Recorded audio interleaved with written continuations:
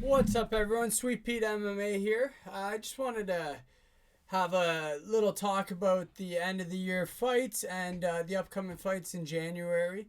Um, I had a not so great end of the year pick. Some of my picks were off on the last card. I wanted to apologize. My picks have been pretty dead on for the past 6 weeks. Every weekend I've been going 80% or more on my fights here.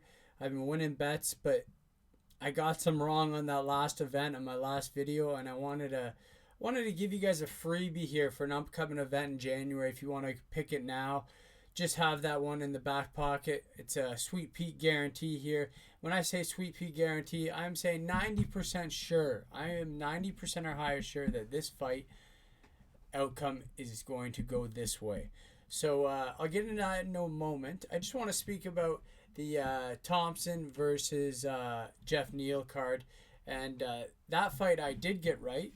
I picked Thompson by decision. I thought he was going to be too experienced, too fast. That karate style was fantastic. I don't recommend this to most fighters, anyone starting off with that style. He's got this sideways approach. His hands are down. When he does strike, he will come back and keep his hands up blocking. But you got to remember, Stephen Thompson had a 100+ kickboxing career. Was it kickboxing or karate? Kickboxing career and karate career. I guess it was karate career prior to MMA. And that's what allows him to have that style. Is he is used to this. He's been doing it his entire life. You can't just adopt that style in a year or two. You have to know exactly where your hands are, where to block, how to block your head properly. MMA blocks, Muay Thai blocks, body blocks. If your hands are down, it's just not going to go right. Jeff Neal, much less experienced fighter. You could tell he had less tools in his toolbox. He was a lot more compact, probably the stronger of the two. He'd throw his 1, 2, 3 hands up, always by his chin, always by his face. But that wasn't enough to beat Stephen Wonderboy Thompson. The experience, the movement, the versatility in Wonderboy's game was too much, and that's what I thought, and that's what happened, and that was the big one. So I'm happy I got that pick right for you guys. But the Sweet Pete guarantee here is going to come up. Why don't we check out my screen here? The fight card here is the 257, UFC 257, Dustin Poirier versus Conor McGregor. That is, everyone's excited for Conor McGregor coming back, and it's going to be a different fight this time around, I'll tell you that. Let's just go through the card quickly, starting from the bottom, working our way up. We got Andrew Sanchez versus Andre Muniz. Shane Burgos versus Hakeem Dawodu. That's going to be a good one, guys. Interested in that one. Matt Frivolo's back. He's a big kind of country boy. Very strong, I think, wrestling-based fighter versus Ottoman Azatar. That is going to be an interesting one. Then we've got coming up next, Brad Tavares is back fighting Antonino Carlos Jr. I don't know what they're doing with Brad Tavares here. He's ranked number 13.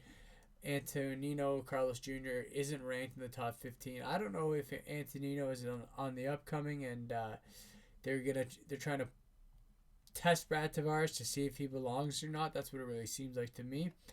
Moving on, we've got the females going at it. Amanda Ribas, number 9, versus Marina Rodriguez. And she's actually number 8.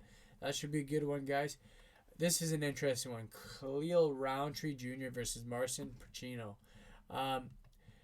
Khalil is, when he's on, he's dangerous. He's a knockout artist. And he certainly could win with that KO here. But the fight I want to talk about, guys, is Jessica Eye versus Joanne Calderone. Now, it's almost a pick'em fight. Joanne Calderone right now is the slight favorite at 180. I think you can get Jessica Eye at minus 195. So they're both negative money here, meaning you bet 100 on Joanne, you win 180. You bet 100 on Eye, you win 195. So a slight favorite to Joanne Calderone. I don't know why she's a slight favorite. She should be at least a 1.5, if not more. And these odds might change. That's why I'm scared that towards this fight, not January 26th, these odds are gonna get a lot heavier on Joanne Calderone. People are gonna be putting money down, and she's gonna become a bigger favorite, or quite the opposite. I'm not sure if the odds will go the other way, but I doubt it. I think Joanne Calderone is only gonna kind of expand in the terms of her favoritism of the betting odds. That's because she's got so many more tools than Jessica Ai. We saw Jessica Ai get viciously knocked out by Shevchenko with that head kick. I have not been impressed by Jessica Ai. She's a basic fighter. She bullies girls around sometimes with her size. I think she might be 5'8" or 5'6". Joanne Calderone's 5'8", and she's a big girl. She is, and not big girl in terms of being mean. Just she's fairly tall, and muscular build is there, and she's strong. She's strong, getting up off her back, getting up off the fence. Although she has lost a couple submissions here, it's risky with her, arm bars and such. But Jessica Ai, she doesn't have the jiu-jitsu on that level to do that to Joanne Calderone. So this is a Sweet Pete guarantee for you guys. I wanted to make one up for you. Get it now. I know it's not an underdog guarantee. That's what I like to give out, but this is a for sure. That when I say for sure, I'm 90% positive Joanne Calderone is going to win this fight. You look for the prop bet closer to for the decision. I'm going to bet on that too, but for now, I've already taken Calderone at minus 180 here. That's a Sweet Pete guarantee. Put that one down. Put some money down on it now before those odds get even farther apart and Joanne Calderone becomes even more of a favorite. We've got Dustin Poirier and Conor McGregor in the main event. That is going to be a banger. I'm excited. I think this is going to be maybe a 5-round affair. I do not think Conor is going to run Dustin over. In fact, I might be picking Dustin. I'm not sure here. It's going to be a close fight. It's going to be much different than the first one. But yeah, that's what I want to let you guys know. Just a kind of asking for forgiveness here because I didn't have the best last video there with my picks. But if you just keep listening and watching, I'm telling you, you can make money on my picks because I'm making money regularly. I'm watching the UFC intensively, and I'm watching it daily. Let's say, putting a lot of effort in here. I know these fighters for the most part, anyways, and I do know my stuff.